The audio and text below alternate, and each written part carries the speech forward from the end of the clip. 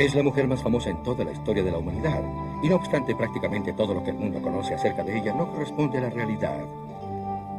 ¿Quién fue la verdadera Cleopatra? ¿Fue la mujer fatal y seductora de la que habla la leyenda? ¿Cómo llegó a convertirse en el símbolo viviente de Egipto, una griega por cuyas venas solo corría una gota de sangre egipcia?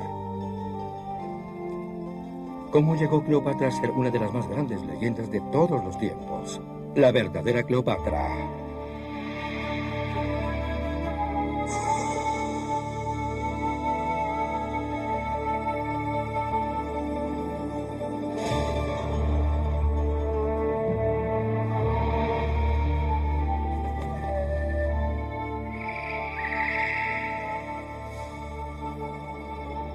Los grandes egipcios.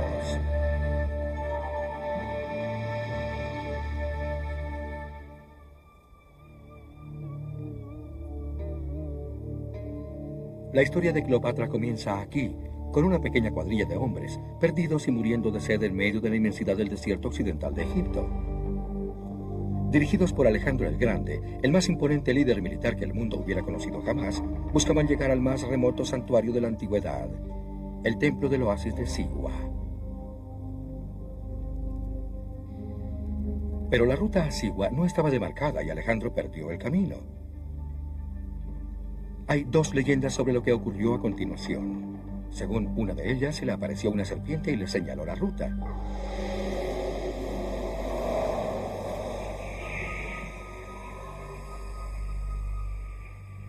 Y según la otra, los cuervos condujeron a Alejandro a través del desierto hasta llevarlo a sitio seguro.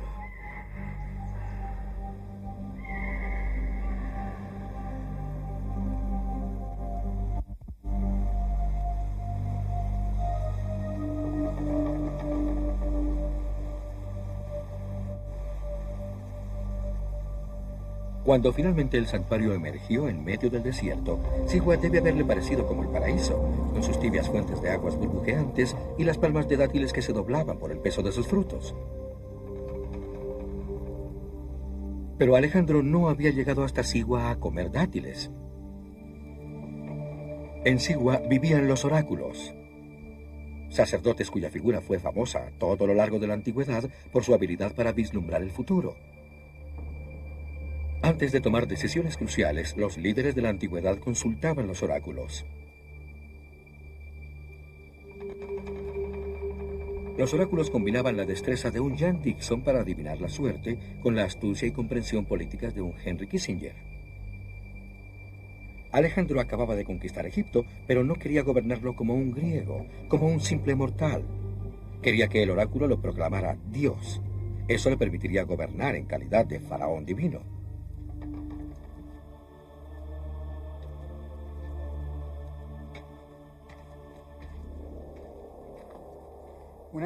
Cuando finalmente llegó al templo, Alejandro probablemente ingresó en este recinto solo y tal vez estaría lleno de incienso.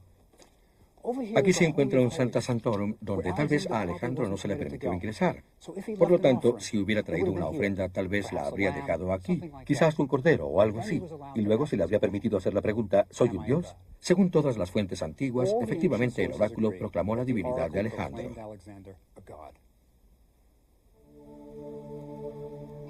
Una vez confirmada su situación divina, Alejandro el Grande se alejó del adormilado oasis de ladrillos de barro y partió hacia la conquista del más grande imperio que el mundo hubiese visto jamás, el que se extendía desde Europa hasta la India.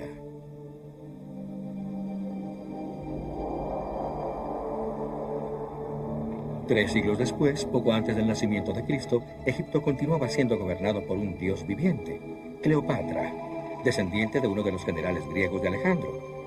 Ella reflexionaba sobre la edad de oro del imperio mundial de Alejandro y estaba resuelta a hacerlo aún mejor.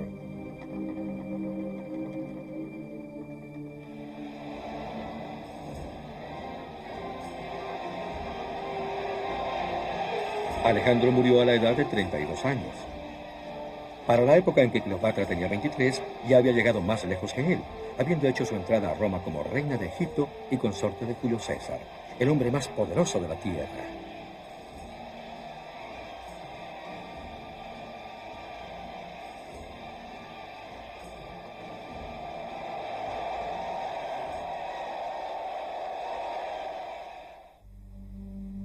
Cleopatra nació en Alejandría, Egipto, en la ciudad que fundará Alejandro el Grande. Era una ciudad de hermosos templos y palacios, un faro que fuera considerado entre una de las 7 maravillas del mundo, la más grande biblioteca que el mundo hubiera visto jamás, una muy famosa escuela de medicina. Era la ciudad más grande del mundo, y a lo largo de 300 años había sido gobernada por la familia de Cleopatra, los reyes griegos de Egipto conocidos como los Ptolomeos. La Alejandría de Cleopatra estaba aislada del resto de Egipto. Separada hacia el sur por las ciénagas y hacia el norte por el mar Mediterráneo, se convirtió en un oasis de cultura griega.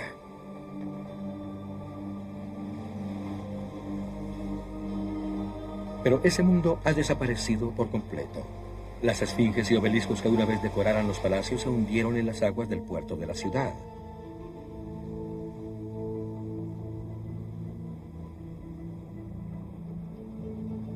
El famoso faro ahora solo lo ven los peces que nadan por entre sus ruinas.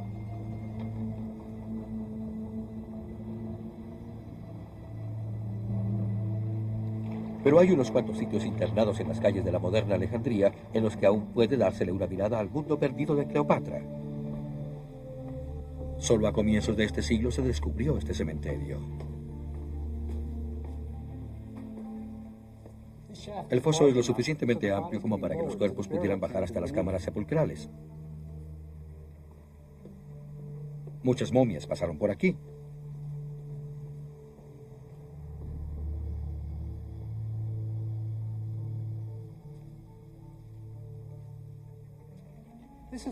En este sitio eran enterrados los alejandrinos acaudalados. Tenían la esperanza de la inmortalidad y por lo tanto los momificaban. Pero para entonces los embalsamadores ya no poseían la destreza requerida para retirar el cerebro a través de la nariz sin dañar el rostro.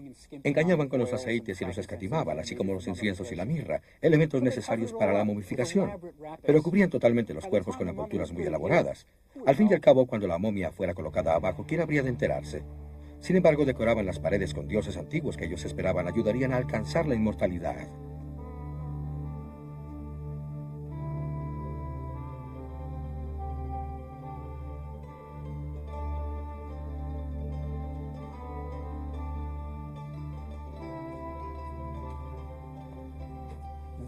Este era el mundo de Cleopatra, un mundo extraño, una mezcla de las civilizaciones egipcia, griega y romana. Cleopatra era griega con ancestros griegos que se remontaban 300 años atrás, pero era la reina de Egipto, esa tierra que apenas se ha cambiado desde los tiempos de las pirámides.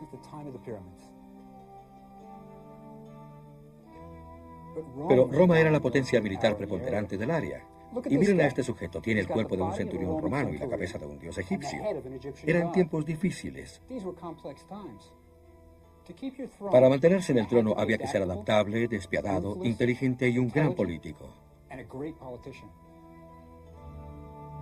Cleopatra era poseedora de todos estos rasgos, siendo esta la razón por la que la historia nos ha hecho llegar toda una serie de interpretaciones en torno a ella.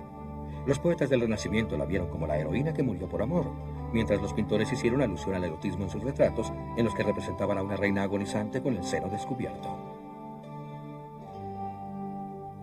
Y Hollywood se encargó de reforzar esa imagen de vampiresa, desde los tiempos de Ted Davara, que en 1917 la representara como una mujer fatal. Pero ¿quién era realmente Cleopatra? ¿Qué apariencia tenía verdaderamente?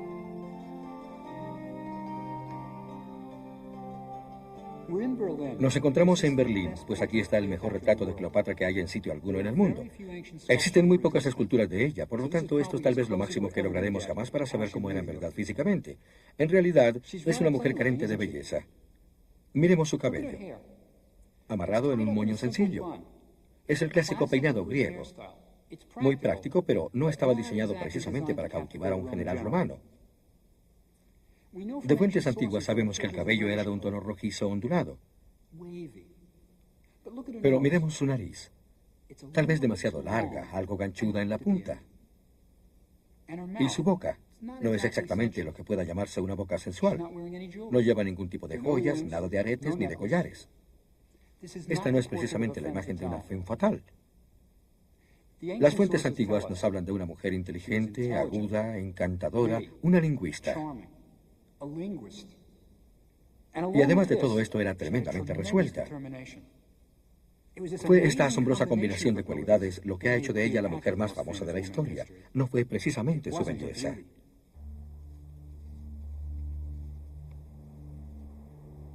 Para comenzar la búsqueda de la verdadera Cleopatra, es necesario recorrer unos 800 kilómetros hacia el sur de Alejandría, hasta llegar a la isla de Philae.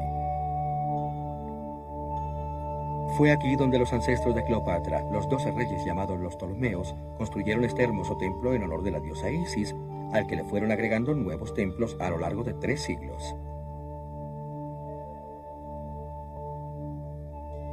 Si leemos cuidadosamente las paredes de los templos, ellas nos cuentan la historia de esa extraordinaria familia que fue la de Cleopatra.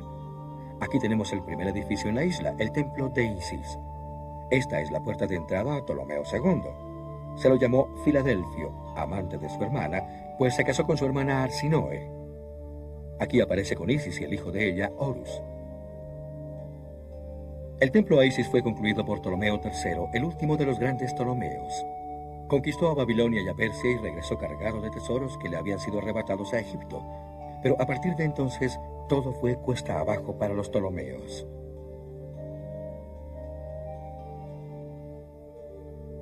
Aquí tenemos el templo en honor de una oscura diosa, Arsenupis. Lo construyó Ptolomeo IV, quien asesinó a su tío, a su hermano y a su madre. Este pequeño templo fue construido por Ptolomeo V. Durante su reinado, se las arregló para perder todas las posesiones que Egipto tenía en el extranjero. Para él era tan complicado visitar su propio templo que hizo tallar su nombre en griego en la entrada para que sus amigos pudiesen leerlo.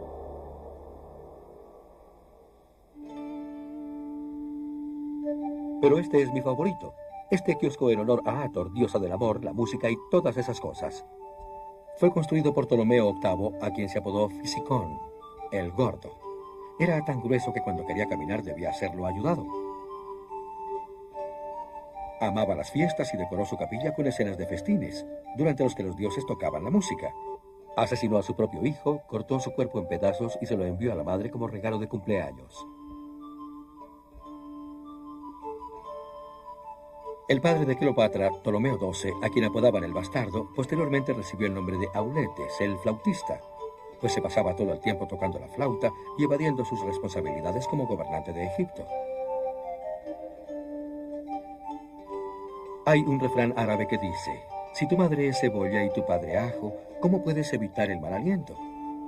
¿Qué posibilidades tenía Cleopatra con semejantes parientes?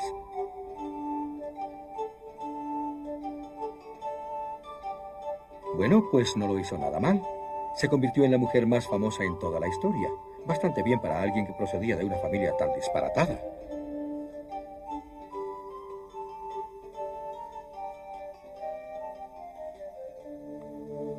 Prácticamente no ha quedado nada en Memphis, la antigua capital egipcia, pero en los tiempos de Cleopatra fue una ciudad hermosa. Cuando era una jovencita, Cleopatra llegó hasta aquí con su padre el faraón en una visita de estado. Indudablemente debió haber visto al sagrado buey Apis, del que se decía había nacido cuando un rayo descendió sobre la tierra y preñó a una vaca. Se distinguía por sus marcas especiales, alas en el dorso, un escarabajo en la lengua. Se lo mantenía en un templo donde se lo perfumaba y consentía. En la época de los festivales o en las ocasiones en que el faraón y su familia llegaban de visita, el Apis desfilaba para que todos pudieran verlo. A la pequeña Cleopatra deben haberle encantado los desfiles. Un aspecto del buey Apis que no se le mostró a Cleopatra es esta mesa en donde se momificaba al buey Apis. Era un proceso secreto. El arte de la momificación pasaba de generación en generación, de padres a hijos, dentro de las familias de embalsamadores. Millones de personas fueron momificadas. Sin embargo, ni en un solo papiro aparecen los detalles del proceso, con la única excepción del buey Apis, pues, saben, solo había un buey Apis vivo a la vez que podía vivir hasta 30 años. De tal manera que si al morir el buey, el embalsamador que hubiera momificado al toro anterior estuviese muerto, nadie sabría cómo hacerlo. Por lo tanto, debían escribir los detalles. El toro era colocado aquí e inyectado con químicos para disolver los órganos internos antes de su descomposición dentro del cuerpo. La mesa era oblicua, así que los fluidos del cuerpo bajaban hasta aquí, por este orificio, e iban a caer a borbotones. y finalmente se recogían en la palangana colocada en el extremo. Esta mesa fue diseñada para un fin específico, la momificación, pero además es una bellísima pieza de alabastro tallada cual pieza de arte con leones a los dos lados. Son estos los detalles que hacen del arte egipcio algo realmente asombroso. Al otro lado del Nilo estaba el Serapeum, lugar secreto donde se sepultaba a los bueyes Apis.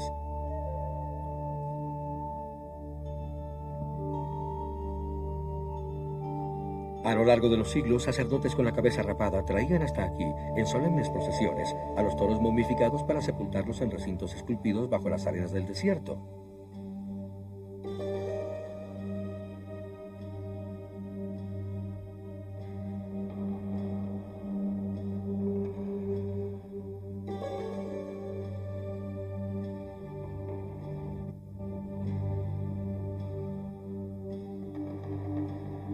Debió ser un lugar miedoso y fascinante para una niña. Cleopatra debió haber visto el enorme sarcófago que contenía a los toros, y como cualquier chico, debió haberse preguntado qué aspecto tendrían los toros dentro de sus tumbas.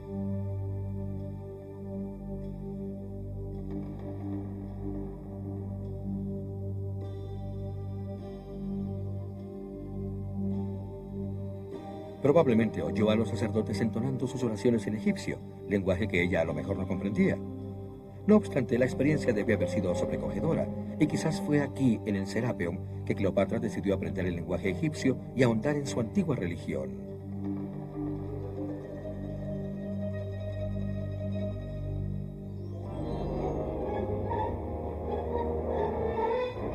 Cleopatra tenía 18 años cuando su padre falleció. Su testamento estipulaba que Cleopatra y su hermano menor, Ptolomeo, deberían gobernar juntos. Pero se odiaban y muy pronto estalló una lucha encarnizada entre ellos. Hecho que no pasó inadvertido. Julio César, el gran general romano, necesitaba las riquezas de Egipto para financiar su ejército cada vez más grande. Egipto era el granero de Roma y el país más rico del mundo.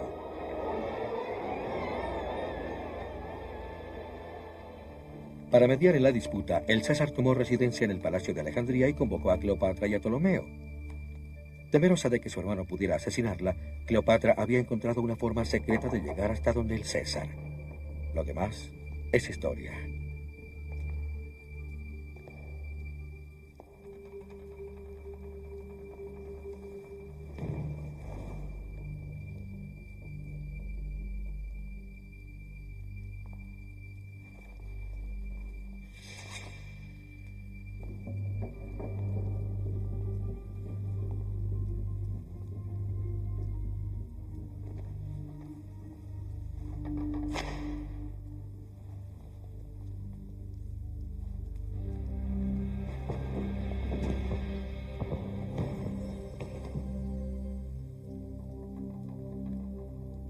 Según la leyenda, Cleopatra sedujo al César. No obstante, ella era una mujer muy joven, y el César un reconocido don Juan. ¡Viva Cleopatra, señora de las dos tierras, hija de la luz, descendiente de Isis! No cabe duda de que existió una real atracción entre ellos, y que el César quedó cautivado por la joven reina. Nunca antes había conocido a una mujer como ella. Las mujeres en Egipto siempre habían sido poderosas. La reina Hatshepsut, Nefertiti y ahora Cleopatra. Pero durante la era de los Ptolomeos, el papel de las mujeres griegas había cambiado. Se ganaron una identidad independiente de sus esposos y familias. Participaban en las artes, en la vida cívica, y el matrimonio se convirtió en una unión de dos personas, no solo de dos casas. Los retratos de las mujeres de este periodo aparecen como individuos fuertes, nos devuelven una mirada llena de confianza en sí mismas. Son casi perturbadoras. Las mujeres no volverían a tener este poder sino hasta el siglo XX. Cleopatra era bien educada, resuelta, tenía ideas propias y además era femenina.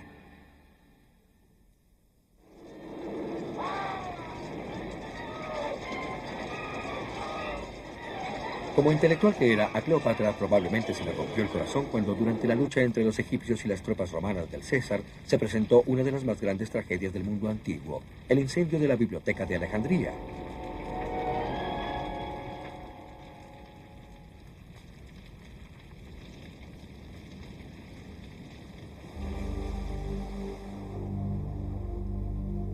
La biblioteca de Alejandría se esfumó sin dejar rastro alguno, tal vez porque fue construida al borde del agua. Y quizás en el transcurso de miles de años, las olas hayan erosionado las playas costaneras alejandrinas. Otra de las razones por las que el Egipto de Cleopatra reposa bajo el agua. Pero sí hay un sitio que puede darnos una idea de cómo pudo haber sido la biblioteca.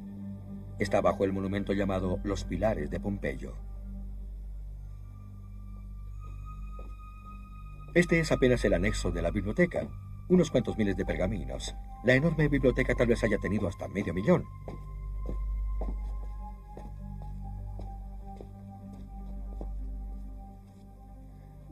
El solo catálogo alcanzaba los 120 volúmenes, pero estos no eran volúmenes en el sentido moderno de los libros.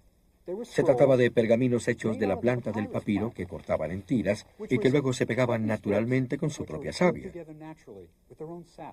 Los enrollaban y se colocaban en nichos como este.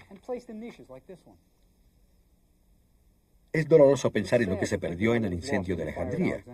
Los manuscritos de Aristóteles y Platón probablemente se encontraban allí. Había toda una sala con las ediciones de Homero, y tal vez hasta se encontraran en ella los primeros manuscritos del Antiguo Testamento que probablemente ayudarían a dilucidar los interrogantes bíblicos de hoy. Con el tiempo, Cleopatra pudo reemplazar 200.000 de estos manuscritos. Para ella los libros eran muy importantes. Es irónico que hoy todos la conozcan por su belleza cuando su inteligencia era su más valioso activo.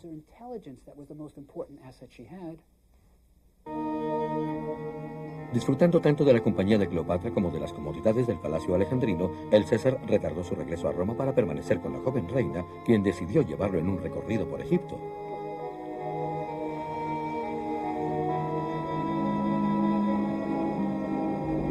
No cabe duda que un verdadero amor nació los dos. Pero quizás Cleopatra tuviera una razón política para hacer el crucero. Impresionaría al César con la grandeza de Egipto. Allí ella era una diosa, y los egipcios veían al César como un dios cuando navegaba majestuosamente recorriendo las poblaciones escoltado por Cleopatra. Algo a lo cual bien podría acostumbrarse un romano. Su primera parada fue en Giza, donde el César vería las pirámides y la Esfinge. Aún para esta pareja de nobles, estos monumentos ya tenían 25 siglos de antigüedad.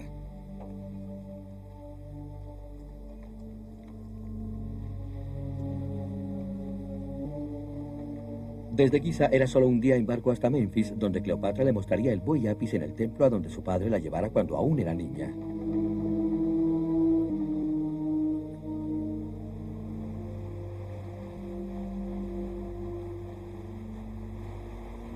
Cualquier visitante que llegue a Egipto queda estupefacto ante la presencia de las momias, y fue quizá en los cementerios de Saqqara que el César pudo haber visto la primera de ellas. Las momias pudieron haberle dejado la idea de su posible inmortalidad física, la creencia de que si se preservara el cuerpo, uno podría resucitar en el próximo mundo. Una idea que pudo haberle atraído al César, que envejecía.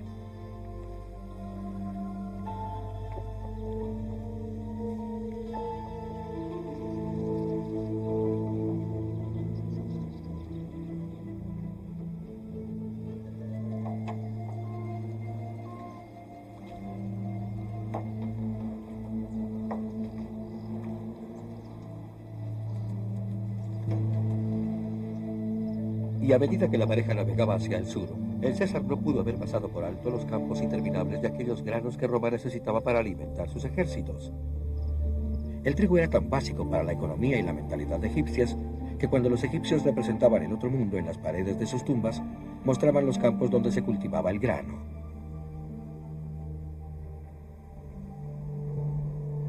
Después de un viaje de aproximadamente una semana, el cortejo real pudo haber llegado a Tebas, la que una vez fuera la más grande de las ciudades egipcias, hoy estaba en decadencia. Pero los templos de Karnak y Luxor seguían siendo objeto de admiración.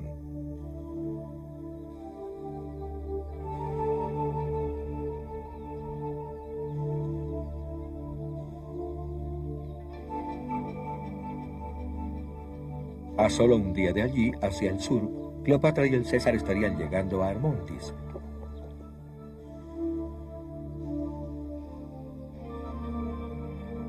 Estas son las únicas ruinas de un templo construido por Cleopatra en Egipto.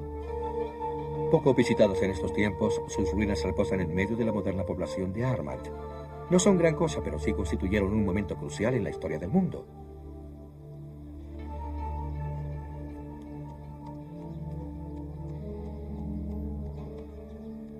Es difícil creerlo, pero hace 2000 años, en esta villa soñolienta, murió la República Romana. Verán, el César era un oficial electo. Roma era una democracia, pero a medida que viajaba con Cleopatra, él se veía a sí mismo como su consorte, como un dios. Así, cuando llegaron a este sitio, ya estaban convencidos. Y para entonces ella ya tenía unos 5 meses de embarazo, por lo tanto planearon que si el bebé era un niño, construirían aquí un templo para conmemorar su nacimiento divino.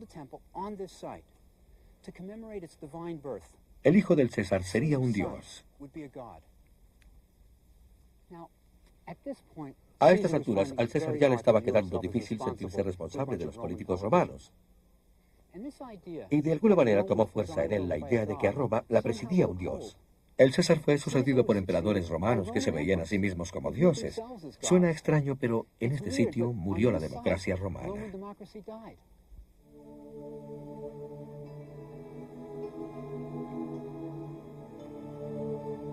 La antigua Roma que conocemos hoy, el Panteón, el Coliseo, son el legado de Cleopatra.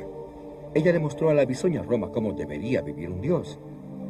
Después de su muerte, cada uno de los emperadores romanos aspiraría a la grandeza y a la opulencia del Egipto de Cleopatra.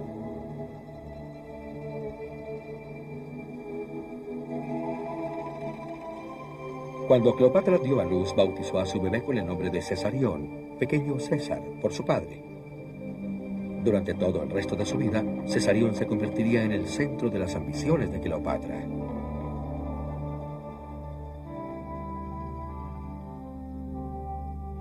Por lo tanto, cuando se unió al César en Roma, lo hacía por el amor de su vida, pero también para avanzar en sus planes, para que Cesarión gobernara algún día el vasto imperio de Alejandro.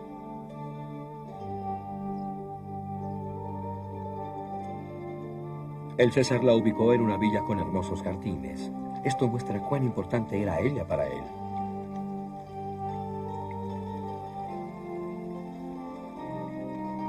Semejante paso era algo peligroso para un hombre que de hecho se había convertido en el dictador del mundo romano y de quien sus adversarios sospechaban que buscaba convertirse en rey. Pero para el César valía la pena correr el riesgo.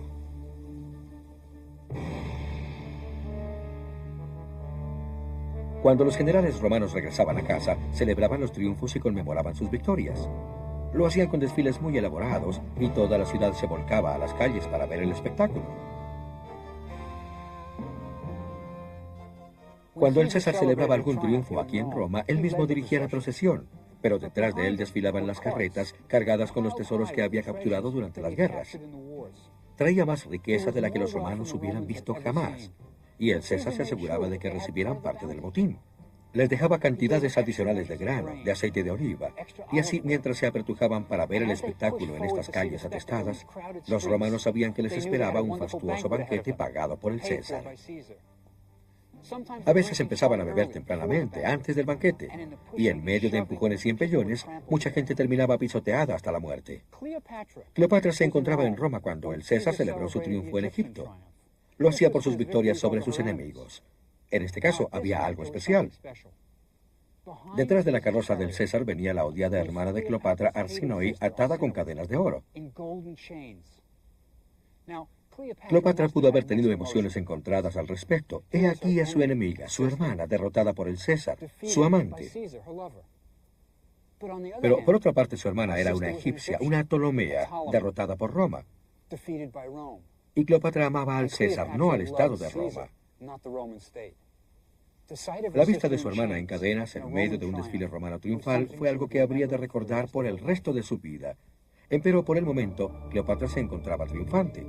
Era la habladuría de Roma y la madre del único hijo varón del César.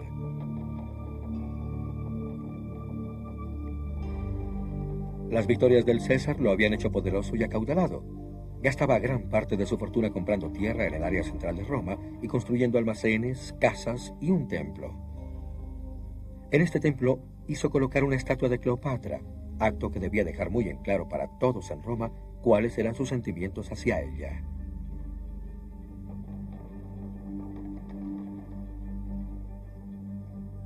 Por un capricho del destino, la influencia que tuvo Cleopatra sobre los romanos se ha preservado totalmente hasta nuestros días.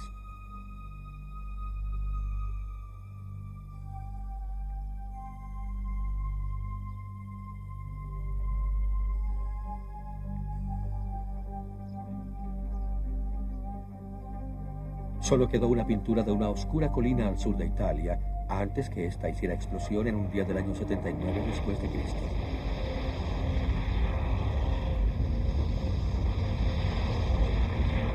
En una de las más grandes explosiones volcánicas de todos los tiempos, el volcán Vesubio lanzó millones de toneladas de cenizas y gases venenosos sobre la hermosa ciudad de Pompeya, matando a la mayoría de sus habitantes, pero preservando la ciudad para siempre.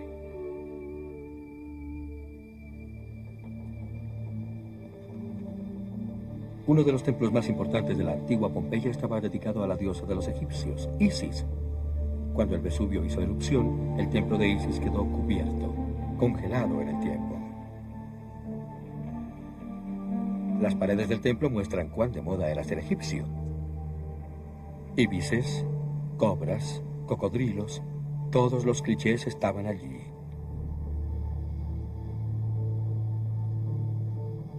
Hasta había una piscina llena de agua sagrada del Nilo.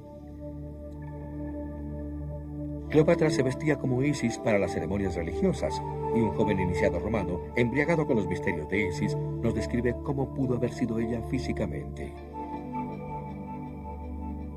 El largo cabello de Isis caía en rizos sobre su cuello y su cabeza iba coronada con una guirnalda en la que se habían tejido toda clase de flores. Después de 2 años en Roma, Cleopatra debió haber pensado que casi tenía sus metas en la mano. Era la mujer más poderosa del mundo, aliada con el hombre más poderoso del mundo. Parecía una realidad que el hijo de ellos, Cesarión, heredaría un imperio tan grande como el de Alejandro.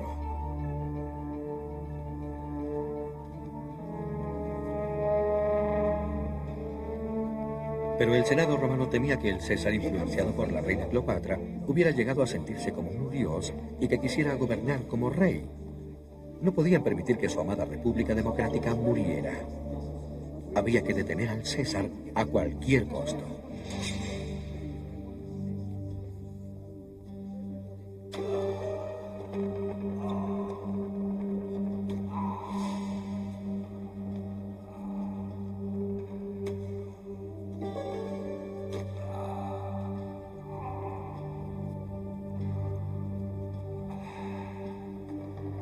Su amor por Cleopatra y sus aspiraciones divinas lo condujeron a una muerte violenta. El asesinato del César puso a Roma al borde de una guerra civil.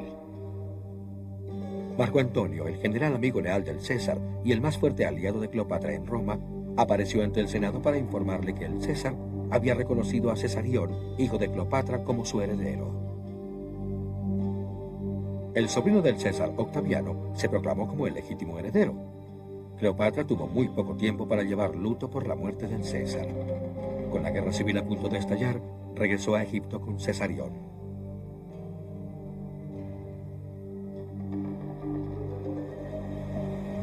La economía de Egipto había declinado durante la ausencia de Cleopatra.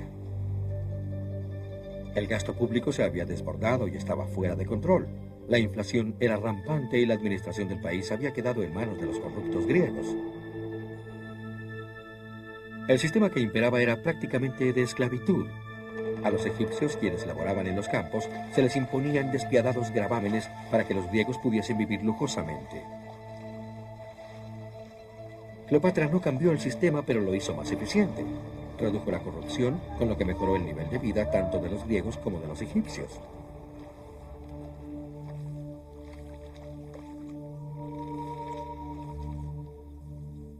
Cleopatra empleaba toda su juvenil energía para devolverle a Egipto su antigua grandeza. Sus ancestros, los Ptolomeos, habían hecho una fortuna con el incienso y la mirra traídos de Arabia, con la pimienta traída de la India y con otros productos exóticos. Pero la clave de todo este comercio era la ruta de las caravanas que iba del Nilo hasta el Mar Rojo. Cleopatra mantuvo los aproximadamente 180 kilómetros en buenas condiciones de seguridad para el comercio. Había centinelas apostados que vigilaban la ruta a lo largo de varios kilómetros en puestos colocados en lo alto de las colinas y en medio del claro aire del desierto. Así, utilizando espejos durante el día y fuego durante la noche, toda la ruta podía ser alertada rápidamente si se divisaba la presencia de los bandidos. Se proveía alojamiento donde las caravanas podían descansar después de un día de camino. Eran habitaciones donde los hombres descansaban alrededor de un patio en el que se ataba a los animales. Cada punto de parada de las caravanas tenía un pozo para que los animales pudieran beber y los hombres pudieran reabastecer sus reservas.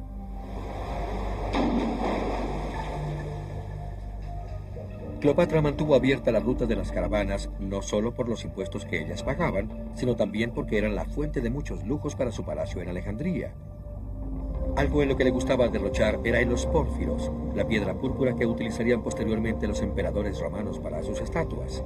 El pórfiro imperial.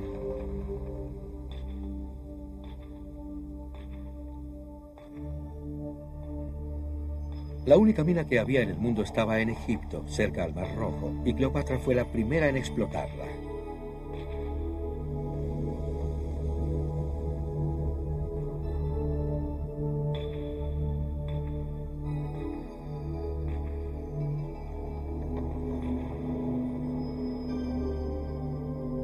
Una pequeña población se desarrolló al pie de las colinas de donde provenía el pórfiro.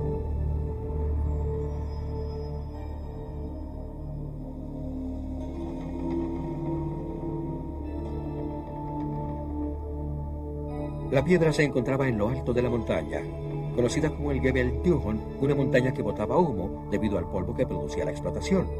Los bloques de piedra que se sacaban de la montaña eran bajados por medio de rampas que llegaban hasta el valle. Cuando se saca inicialmente de la mina, la piedra no parece gran cosa, pero cuando se pule es realmente espectacular.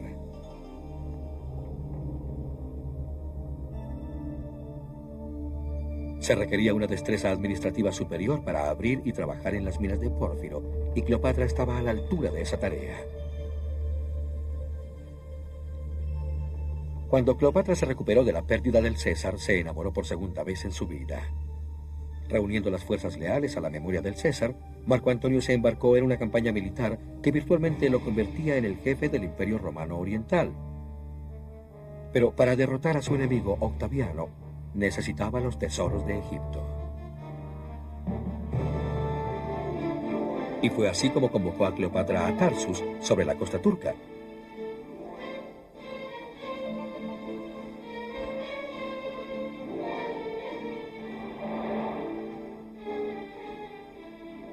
Cleopatra no respondió de inmediato, pero a su tiempo y en su propio estilo, partió a cumplir la cita.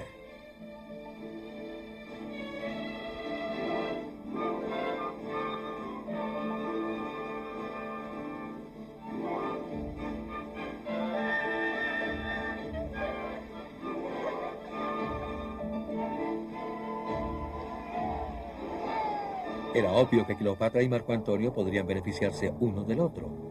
Ella lo necesitaba si su hijo Cesarión aspiraba a gobernar alguna vez un vasto imperio, y Marco Antonio necesitaba las riquezas de Egipto para financiar sus campañas.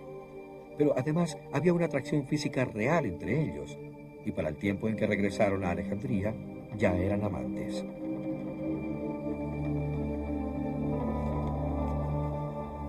Marco Antonio tuvo que dejar a Cleopatra para ir a la guerra. Poco después, ella dio a luz los gemelos, pero al poco tiempo de su partida, Cleopatra se enteró que él se había casado con otra mujer. Por segunda vez en su corta vida quedaron aplastados sus sueños de ver a Cesarión gobernando un imperio tan vasto como el de Alejandro el Grande. Ahora tenía 29 años, era la madre de 3 hijos y se encontraba sola.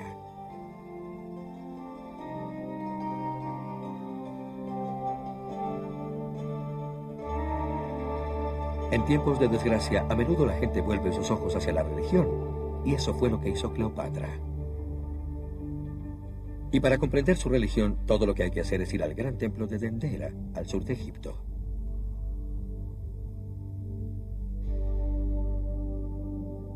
La religión en el antiguo Egipto era básicamente una transacción que se hacía entre dioses y faraones. Si los dioses recibían ofrendas apropiadas, ellos se encargaban de mantener a Egipto a salvo y próspero. La responsabilidad de Cleopatra era asegurar que esa transacción se desarrollara sin contratiempos.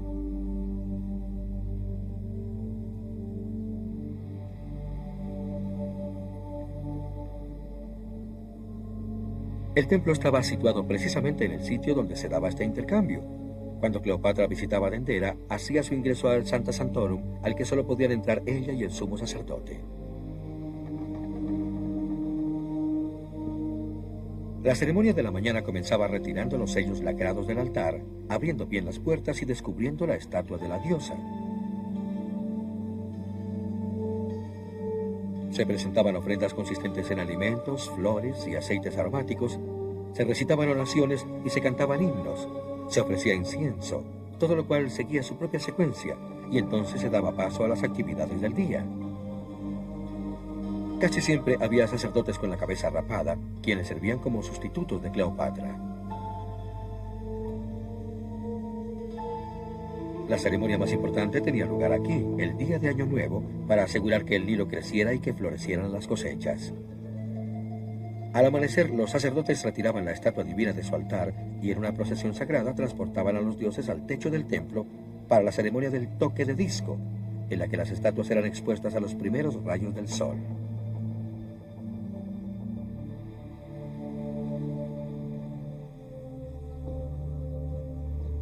Si todos estos rituales se llevaban a cabo con precisión, entonces Egipto prosperaría durante el resto del año.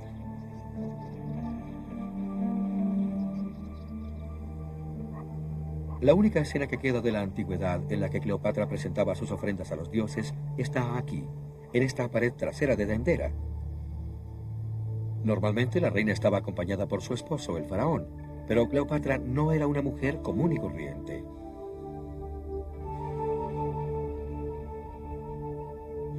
A su amado Cesarión se le ve como el faraón. Cleopatra tenía para él aspiraciones más grandes que simplemente ser gobernante de Egipto. Ella esperaba que su Cesarión gobernara el mundo.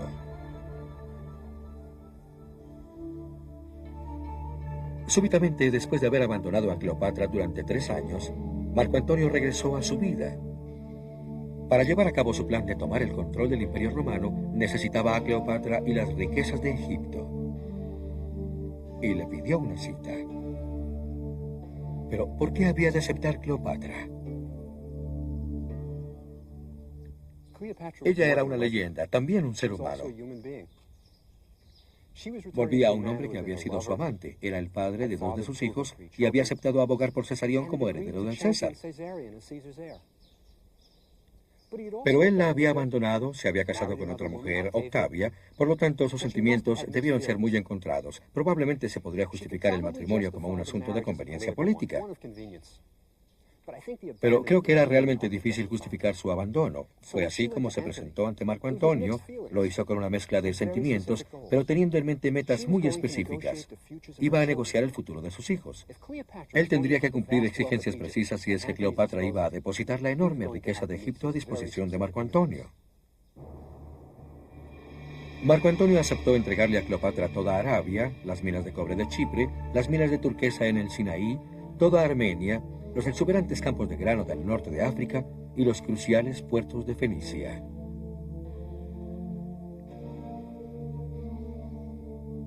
Fue un acuerdo prenupcial del que cualquier abogado de Hollywood se hubiera enorgullecido. Pero Roma estaba enfurecida. Se le habían entregado a una reina egipcia territorios por los que Roma había luchado y muerto. Octaviano utilizó este ultraje como excusa para reunir tropas destinadas a una confrontación decisiva en la guerra civil contra Marco Antonio. La batalla de Actium, librada frente a las costas de Grecia, había de determinar el futuro del mundo occidental.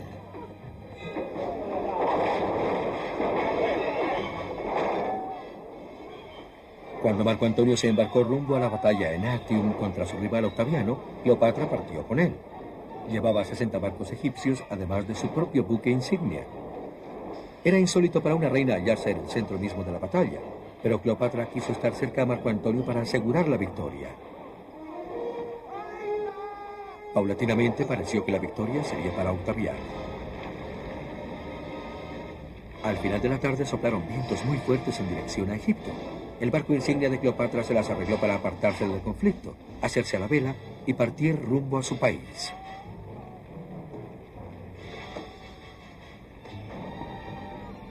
Se va. Cleopatra se va. Para asombro de sus hombres, él partió tras ella. Había dejado de ser el valiente comandante romano. Iba tras Cleopatra. Con la derrota a cuestas, Antonio permaneció durante todo el viaje malgeniado, encubierta en el barco de Cleopatra. Cuando alcanzaron Egipto, él desembarcó en un sitio remoto.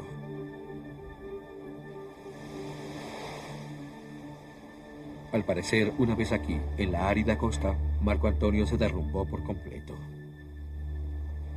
Acompañado únicamente por un sirviente, no hacía nada, no veía nada, se hundía en la desesperación.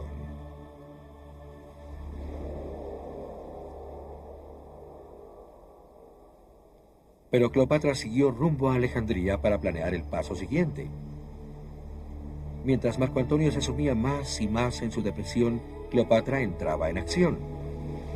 Hizo que el resto de sus barcos fueran arrastrados hacia Alejandría, a unos 160 kilómetros por tierra hasta el Mar Rojo, siguiendo la ruta del moderno Canal del Suez. Ella planeaba embarcarse con sus hijos hacia sitio seguro en la India y fundar un nuevo imperio con la ayuda de sus tesoros. Era su única posibilidad, pero tal vez resultara. No obstante, mientras los barcos se preparaban, sucedió el desastre. De muy adentro de su fortaleza salieron los habitantes de la antigua Petra, en Jordania, quienes habían estado bajo la dominación de Cleopatra y, viéndola débil, aprovecharon su oportunidad. Atacaron y quemaron toda la flota. No había escapatoria para ella.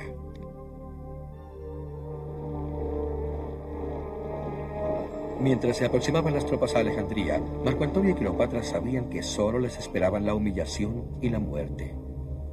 Cleopatra ya tenía preparada su tumba, actualmente perdida en las profundas aguas del Mediterráneo. A comienzos de este siglo se descubrió una sólida tumba de alabastro en Alejandría.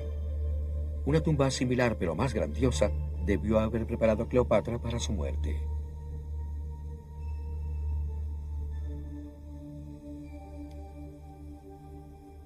Como un verdadero romano, Marco Antonio cayó sobre su espada y fue conducido en agonía ante Cleopatra para morir en sus brazos.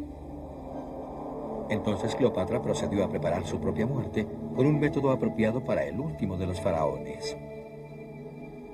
A lo largo de 2000 años, la muerte de Cleopatra ha sido envuelta en un manto de mitos. Aunque todos concuerdan en que murió por la picadura de una serpiente, interminables argumentos rodean los detalles.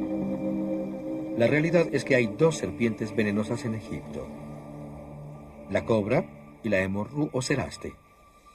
La picadura de la segunda es fatal solo en el 20% de los casos y además produce una inflamación tan grotesca que es improbable que Cleopatra la hubiera escogido.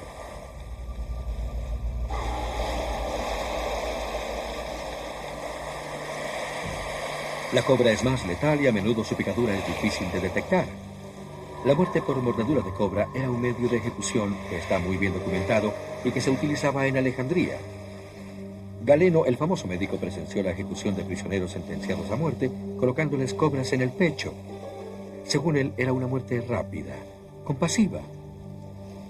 Fue la cobra quien salvó a Cleopatra de regresar encadenada a Roma y de ser exhibida como un trofeo.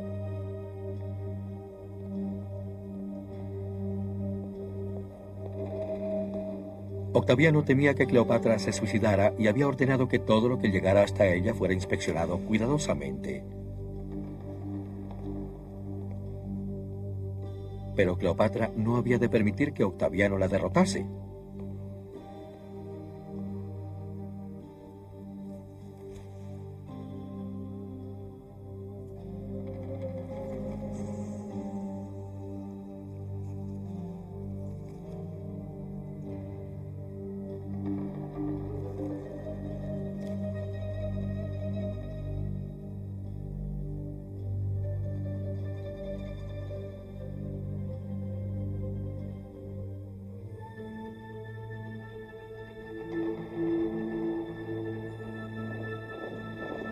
Al abrir las puertas, los soldados de Octaviano encontraron a Cleopatra muerta. tendida sobre un lecho de oro y vestida con sus ornamentos reales. Una de sus doncellas yacía muerta a sus pies mientras otra le ajustaba la corona.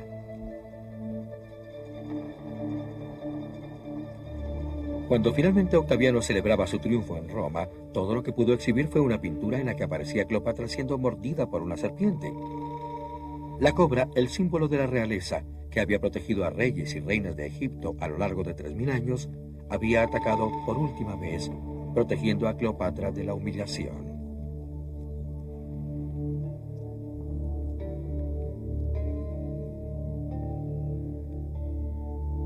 El bien amado hijo de Cleopatra, Cesarión, fue asesinado por Octaviano. Sus 3 hijos menores, quienes fueron enviados a Roma para criarlos allí, desaparecieron poco a poco de la historia.